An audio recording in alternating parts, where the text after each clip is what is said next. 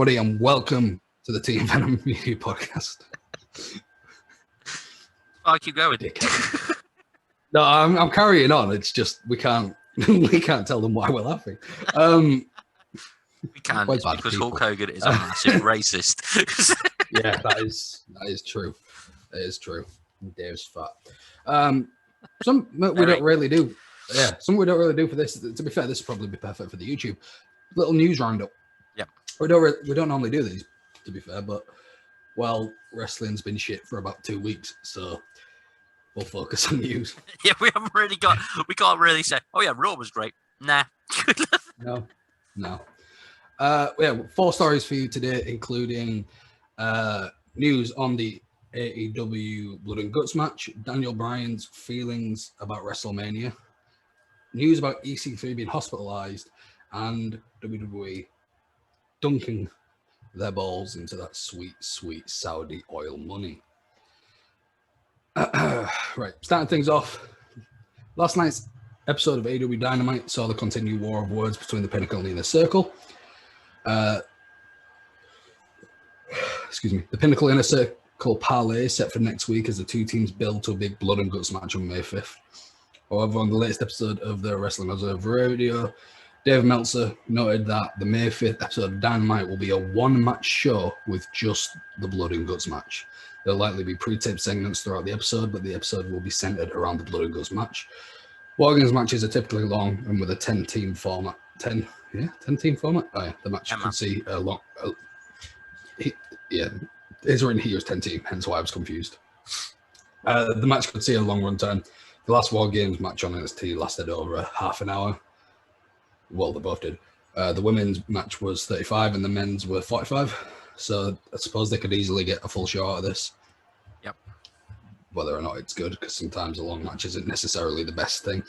I kind of feel like it's not a good idea to have a one-match show, but I suppose it's different, and that's kind of all AEW try and do lately, is something different.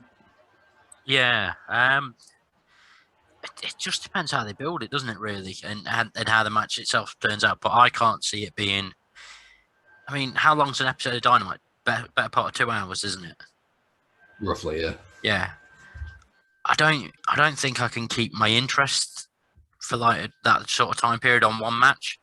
Do you know what I mean? It's like I think it's the thing of like how when we've been doing our WrestleMania recap podcast, cheap plug, we've talked about like classic WrestleMania matches and they've all been like 10, 15 minutes and stuff like that. And WWE has ingrained in me that a match can be over in 10, 15 minutes and that's fine.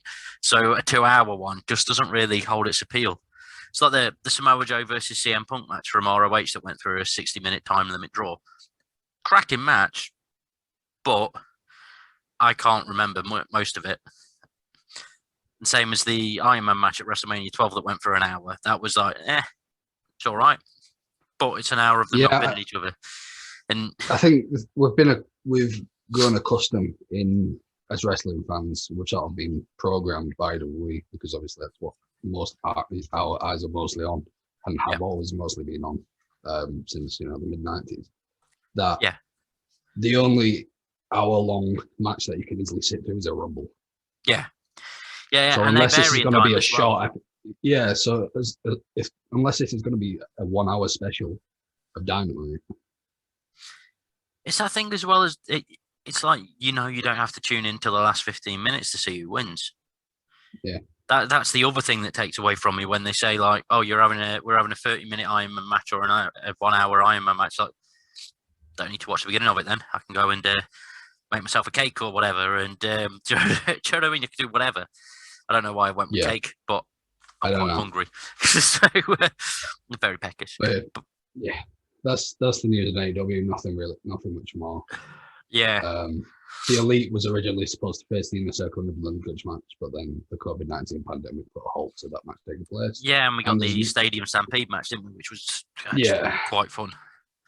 There's no word yet on any other details of Blood and Guts. WWE hopes to return Saudi Arabia this year. WWE's not held an event in Saudi Arabia up to this point this year due to the COVID pandemic. Yeah. However, that could change. WWE has a 10-year partnership with the Saudi General Sports Authority, and the company is paid big oil money to host 2 events in the country per year. WWE held its Super Showdown pay-per-view event in Riyadh at the Mohammed Abdul Arena last February. That was the one where Goldberg beat Bryan in like 3 minutes, wasn't it? Yeah. They're originally looking at returning in late October or early November that same year, but then the pandemic started. WWE typically holds an event in the first few months of each year and then returns later in the year for the second show. WrestleVotes reported today that WWE holding a show in the country later this year is something on the table. Quote, 2 WWE sources indicate that an event in Saudi Arabia prior to the end of 2021 is very much on the table. End quote. It's been previously reported before that WWE hope to start touring at the end of the summer or early fall. WWE has plans to hold SummerSlam with fans in attendance, but mainly just had fans, so surely every pay-per-view from now will have fans. Yeah, that confused me as well. Mania had fans, but then they went back to the Thunderdome. Unless they just took because it was Mania as an exception. Yeah, it could be. Could be down to like the size of the stadium and stuff like that. But when we were watching it, or when we were on night one of the first things that we said in the group chat was they're not socially distancing. Like when it showed the crowd, you're like, no. But yeah, there's not much more to say about Saudi everything.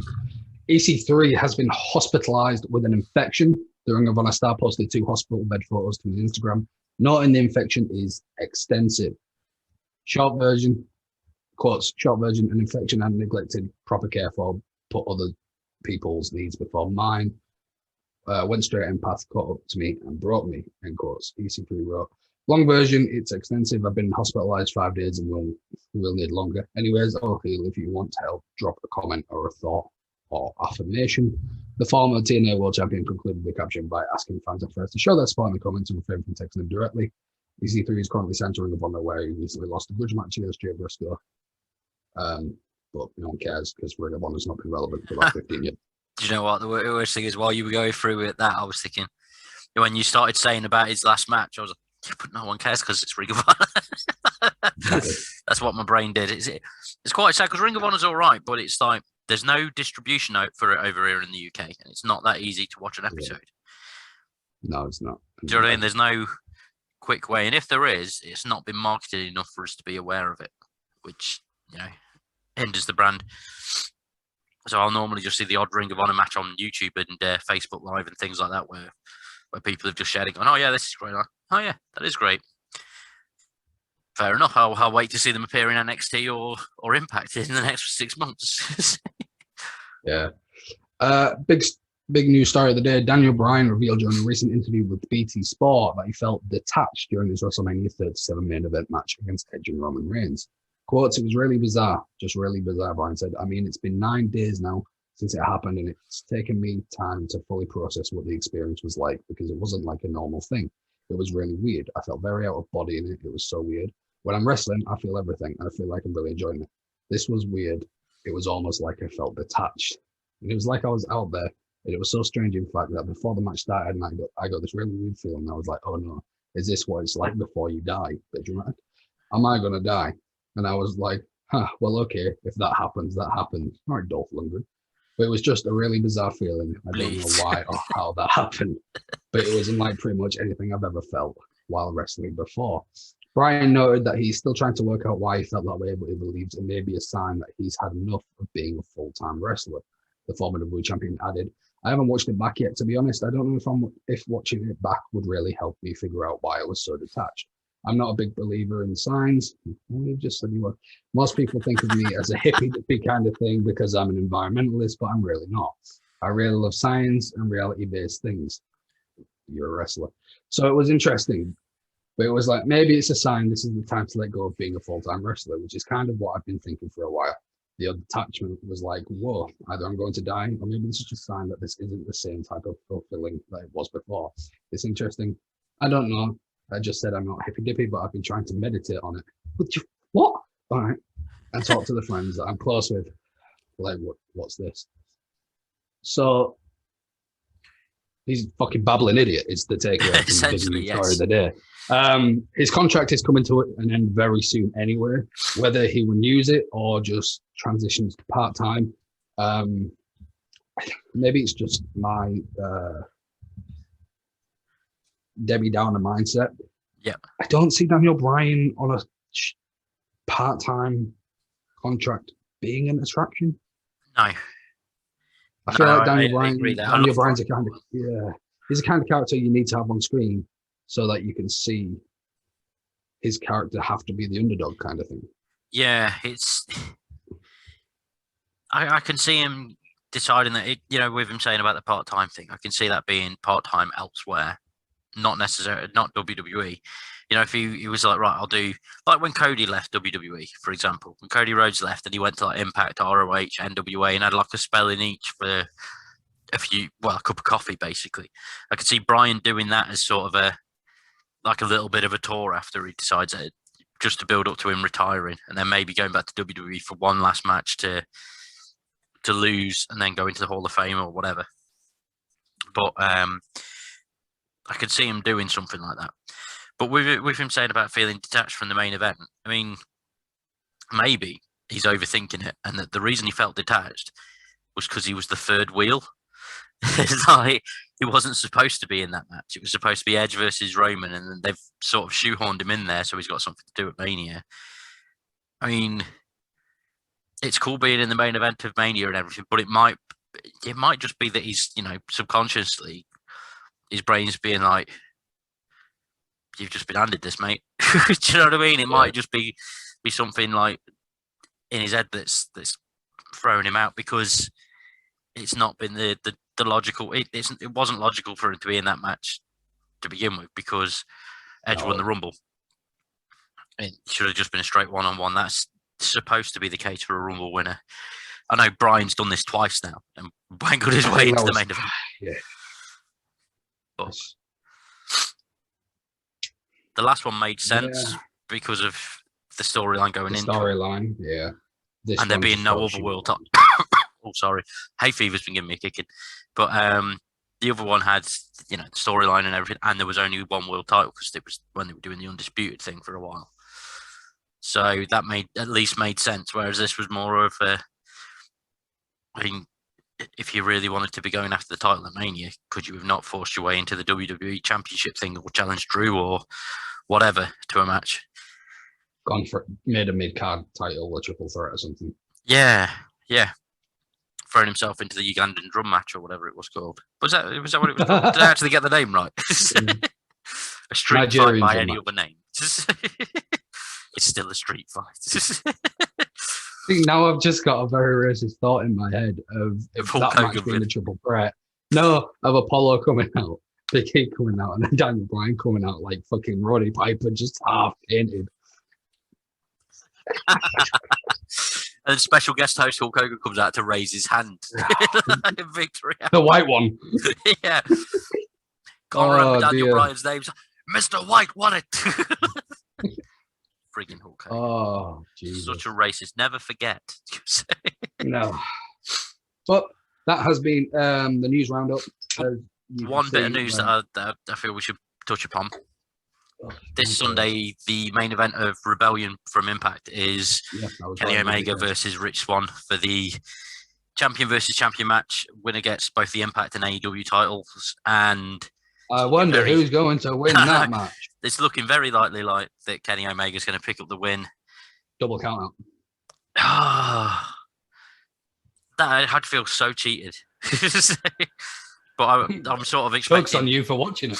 I'm expecting Omega to pick up the win, and it become one of these things where AEW just buys Impact, and then Omega will eventually drop the AEW title to Christian or whatever, and then he's still got the Impact title for, just for shits and giggles, really. But do you reckon that they turn him into? They just rip off Austin Aries' gimmick of belt collector. Yeah. And then Kurt Angle can just debut on AEW and be like, bitch, please look at this photo. So could Samoa Joe. Island Ian is all elite. Oh yeah, that's something we haven't even discussed is the releases. Yeah, there was a lot, wasn't there? Yeah, we probably should discuss them. Yeah, I mean, I'm sure. A year to the day of them releasing like the 40 plus last year. Yeah, they released no, on recent. Backstage note on recent WWE releases. There you go. As everybody knows, WWE made budget cuts last Wednesday and Thursday and released 10 superstars. Samoa Joe, Peyton Royce, Mickie James, Mojo Rawley, Chelsea Green, Tucker, Wesley Blake, Billy Kay, Kalisto, and Bo Dallas. While specifics on each WWE departure have not been revealed, it was reported on Wrestling Observer Radio that 2 of the departures came after complaints from the released wrestlers. One of the released WWE talents was reportedly pouting over the fact they were not used on the WrestleMania 37 card. Another talent reportedly complained about how they were being booked as well, or not being booked. While these 2 wrestlers were not named and complaining may not be the main reason they were released, it was noted that complaining simply did not help their situations. All wrestlers released this past Thursday are under a 90-day no-compete clause with WWE and are not free to sign with other promotions until Wednesday, July 14th. A Wednesday, you say? Well, what a shock. Yeah. So, for the complaining, are we saying Peyton Royce? I'm going to say complaining Peyton Royce. Moaning that they're not on the card, I'm going to say Kalisto. Maybe. Or Mojo. Could be Mojo, could be Tucker. It could be, to be fair, Tucker could complain about how he was used. Tucker was promised the whole frigging thing, wasn't he? They broke his team up and then did nothing, just like this, the same with the Iconics. Turned him heel, only for Otis to just turn heel in being a heel tag team.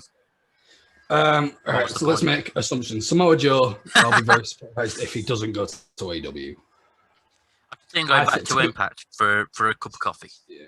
Just as like a nostalgia trip. Chelsea Green, I wouldn't be surprised if she turns up in Impact for obvious reasons. Yeah, is that right? It works there. Mojo Rawley, probably the same. Also would be fine. I personally, if I was AEW, I would pick up Peyton Royce, Mickie James, and Billy Kay, although Mickie James is probably going to go to NWA because of Nick Aldis.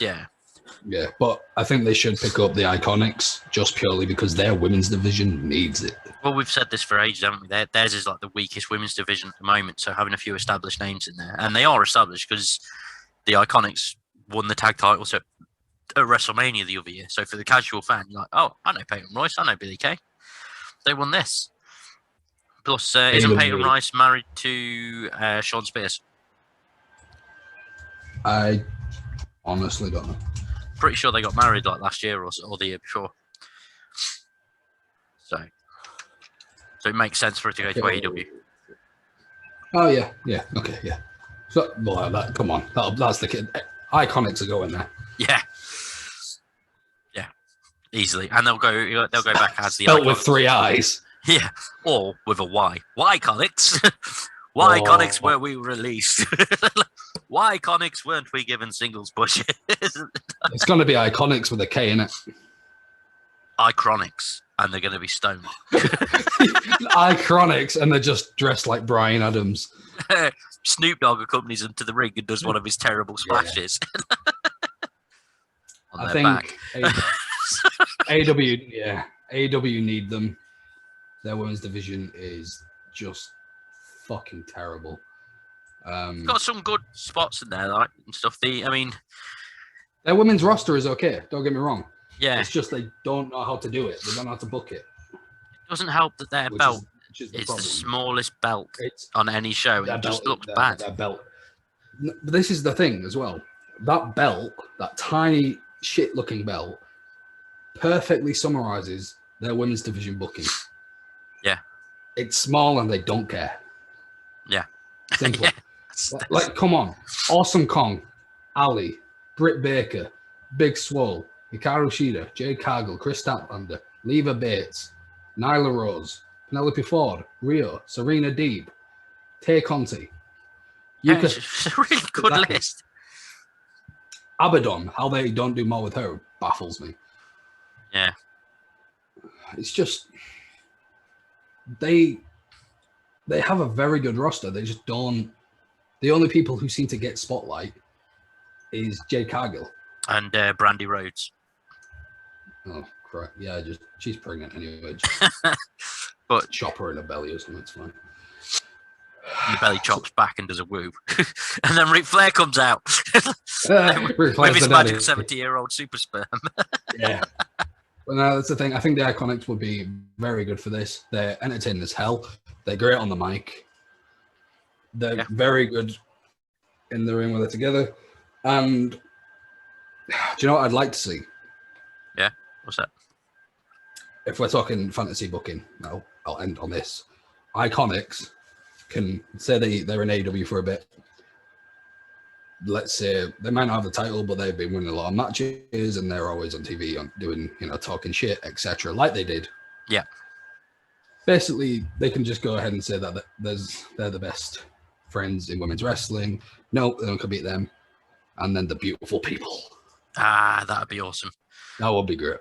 The other possibility for fantasy booking, because of Tony Ric Flair comes out and impregnates them both. Yeah, by thought alone. Yeah. Other thing is because of the whole Forbidden Door thing and the AEW guys turning up on Impact and going after the titles and things like that. Like we saw Private Party go after the tag titles. They've got a Knockouts tag division there. Just Iconics, just take it. They've got more history teaming up and they've won the title. They won the WWE Women's Tag titles twice, didn't they? So if you've got a Knockouts tag title and you've got an established female tag team available to you, why wouldn't you put them in the running for it? They didn't necessarily have to win it, but as long as they, at least get a run at going after it, it makes sense. So is that everything? Have we ticked all the boxes? I believe so. I even went on a tangent. Nice. Well, thanks, everyone. Yes, thank you. Yeah. Thanks for listening and or watching, depending on your preferred format. You can find me on Twitter at Connor the Heel. You can find him at King_Roster, whichever side he is on my screen. To me, he's there. It does it in like a synchronous thing. So like when I'm talking, it will show me, and when you're talking, it will show you. So you can just point at the camera, Hulk Hogan style. Yeah, that's all good. Look forward to some form of video going on YouTube where we're actually together in person. Yes, and don't forget to like and subscribe if you're watching this on YouTube. And I don't care about that. Yeah, I know, but we need unsubscribe. We want 1,000 subscribers. Unsubscribe. We need 400 more, and then we get money. We get money from YouTube. Report the YouTube as racism and terrorism. I mean, you could do. There is enough on there. But, thank you for joining. We've been Team Venom, Connor, Rory, and don't forget my wise words of the day. Dave's a fat cunt. Goodbye, everybody. Goodbye.